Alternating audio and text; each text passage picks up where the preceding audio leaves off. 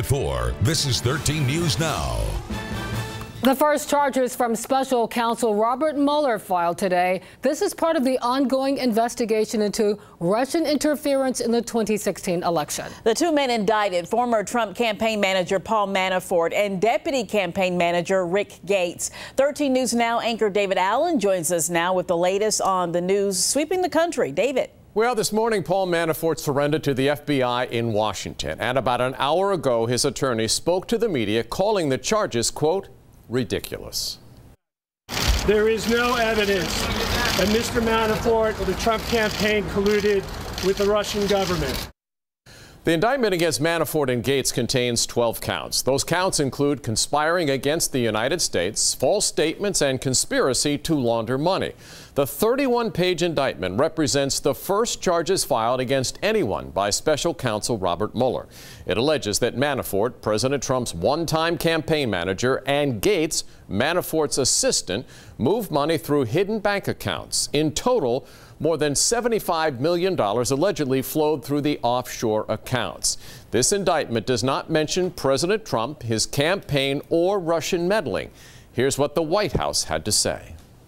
Today's announcement has nothing to do with the president, has nothing to do with the president's campaign or campaign activity. The real collusion scandal, as we've said several times before, has everything to do with the Clinton campaign, Fusion GPS, and Russia. There's clear evidence of the Clinton campaign colluding with Russian intelligence to spread disinformation and smear the president. Manafort has repeatedly denied collusion, including when he served as the Trump campaign chairman. Are there any ties between Mr. Trump, you or your campaign, and Putin and his regime? No, there are not. It's absurd, and there's no basis to it. Manafort was fired from the Trump campaign following revelations about financial ties to the Russian-backed government in Ukraine.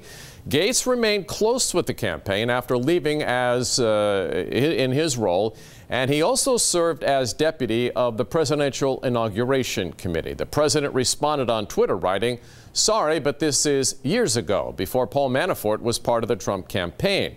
But why aren't crooked Hillary and the Dems the focus?" In another unsealed indictment, we learned that George Papadopoulos, an early foreign policy advisor to the campaign, pleaded guilty to lying to federal agents about his interactions with Russian agents. Senator Mark Warner called today's indictments a significant and sobering first step in the investigation. He released a statement right there saying it is imperative that Congress take action now to protect the independence of the special counsel, wherever or however high this investigation may lead. Warner also said he will make clear to President Trump that issuing pardons to any of his associates or to himself would be unacceptable. For now, in the studio, David Allen, 13 News Now. All right, our fall streak continues. Right now, Hampton Roads is being covered by crisp and sunny weather. But it looks like warm days are in our future, and Evan is tracking tonight's conditions as well as what we can expect when we walk out the door tomorrow morning. That's right. We started the day off with chilly temperatures, and overnight lows tonight will be very similar.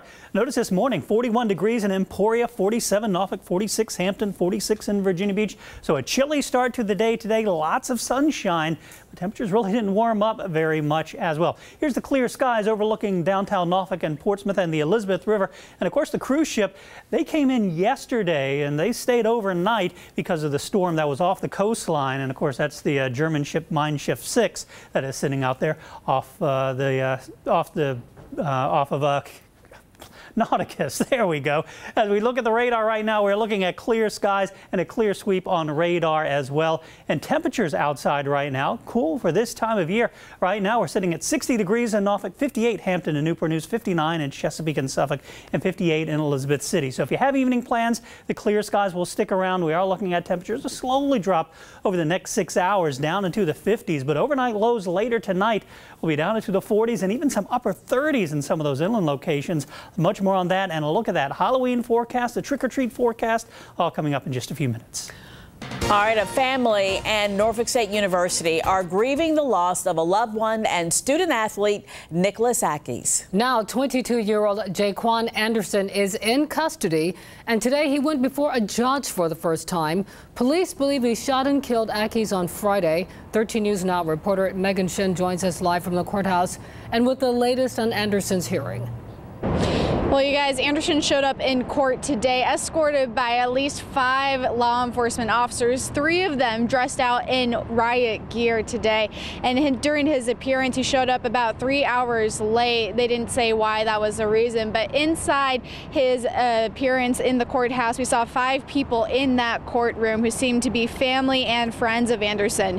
After his arraignment, we tried to talk with the group, and they said no comment. But during the arraignment, the judge said Anderson faces second-degree murder and gun charges. Now, Norfolk police says the shooting happened on Hayes Street around 6 o'clock Friday night.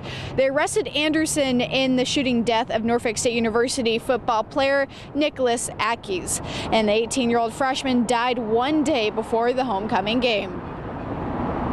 And it's just been a tough ordeal. He was a great young man. His mother did a tremendous job raising him. Anderson also played football for NSU in 2015. Both of the football players are from Richmond, and Anderson did choose to have a court-appointed attorney. He is expected to be back here in the Norfolk court later on in January 11th. We'll be sure to cover that when that comes up. Reporting live from downtown Norfolk, I'm Megan Shin, 13 News Now. Portsmouth Public Works crews are cleaning up a mess. A water valve broke overnight on Academy Avenue. Yeah, at one point, water resembling a geyser could be seen shooting up from the parking lot of a shopping center. Crews have been on the scene working to fix this since just after 1 o'clock in the morning. Right now, an officer-involved shooting in Portsmouth is being investigated by state police. Portsmouth police say they responded to a burglary on Tatum Avenue Sunday. Now, after officers arrived on the scene, gunshots went off. Now we're told police shot one person. Our Ernie LeBeau joins us live from Portsmouth with an update on the shooting. And Ernie, tell us what you know. Well, Regina, I want to point out that state police is actually investigating this case at the request of Portsmouth, the Portsmouth police chief. And I want to make it very clear. State police tell me that a Portsmouth police officer was not shot during this incident. If I step out of the way, this is the home where this all went down off of Tatum Avenue. Now, earlier today, we actually got to see state police kind of going in and out of the backyard, collecting evidence at times with a dog, just sniffing out things over here. Now, this was at the intersection of Tatum Avenue and Cherokee Road. This is near City Park and Portsmouth Boulevard, just to give people a little more of an idea of where this is. Now, this is where state police say that a Portsmouth police officer actually shot a man yesterday around noon. Now, they were initially called out to the area because someone reported that this home was being broken into. Take a listen. Once they arrived, they observed individuals coming out of the house, one of which was armed. At that time is when the incident occurred. Now, I did ask Portsmouth police, because they are actually investigating this home break-in, about those individuals, whether or not all the people involved have been taken into custody. And at this moment, I'm still waiting to hear back from them. But that's the latest here in Portsmouth. I'm Ernie LeBeau, 13 News Now. An iconic building in Virginia Beach is almost ready for its grand reopening. Renovations at the Cavalier Hotel are almost complete, according to the Virginian Pilot. When it reopens, the nearly 90-year-old hotel will feature 3 restaurants and a local brewery. The Tarnished Truth Distilling Company will have a number of their signature spirits there as well.